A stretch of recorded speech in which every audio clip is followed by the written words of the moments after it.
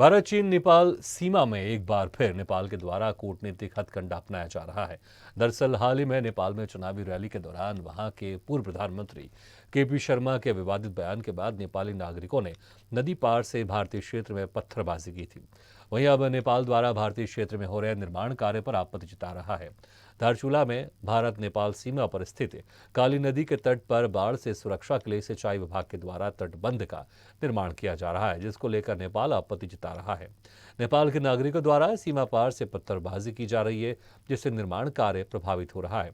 साथ ही दोनों देशों के बीच आपसी संबंधों में भी खटास पैदा हो रही है।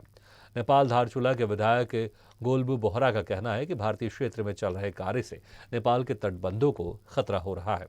भारतीय ठेकेदारों के द्वारा नदी तट पर मनमानी से कार्य किया जा रहा है, जिसका हमारे नेपाली नागरिकों के द्वारा विरोध किया जा रहा है।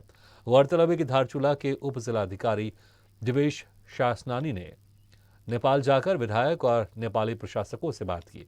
एसडीएम ने बताया कि सिंचाई विभाग को सामंजस्य बनाकर कार्य करवाने के आदेश दिए गए हैं, जिससे नेपाल की ओर से कोई आपत्ति न हो, जिससे तटबंध निर्माण कार्य में कोई बाधा न आए। वहीं अब द्विपक्षीय वार्ता के बाद कार्य में कितनी तेजी आएगी, ये देखने वाली बात होगी।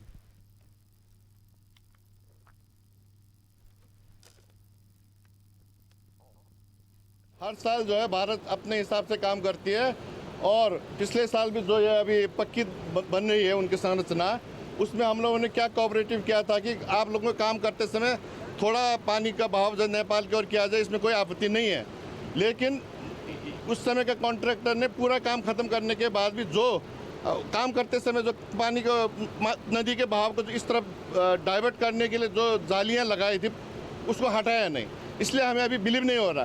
तो हमारा कहना क्या है कि बस बचाव दोनों तरफ होना चाहिए। भारत अपना बचाव करे, नेपाल अपना बचाव करे, लेकिन बचाव करते समय किसी देश को किसी प्रकार का नुकसान नहीं होना चाहिए। जॉइंट टीम लेके यहाँ से अपनी इरिगेशन इंजीनियर्स और कॉन्ट्रैक्टर्स को लेके और दूसरी तरह से नेपाल के सीडीओ सर और उनकी फोर्सेस आए थे। हमने साइट निरीक्षण किया और उनके जो कंसर्न्स थे हमने कंसर्न सुने और हमने अपना प्लान भी उनके साथ शेयर किया कि फ़िलहाल हमारा जो फर्स्ट काम रहेगा वो रिवर का जो चैनल नेपाल की तरफ मुड़ा हुआ है, उधर रिवर चैनल की विड्थ को थोड़ा बढ़ाया जाए ताकि नेपाल की तरफ को भी नुकसान ना हो।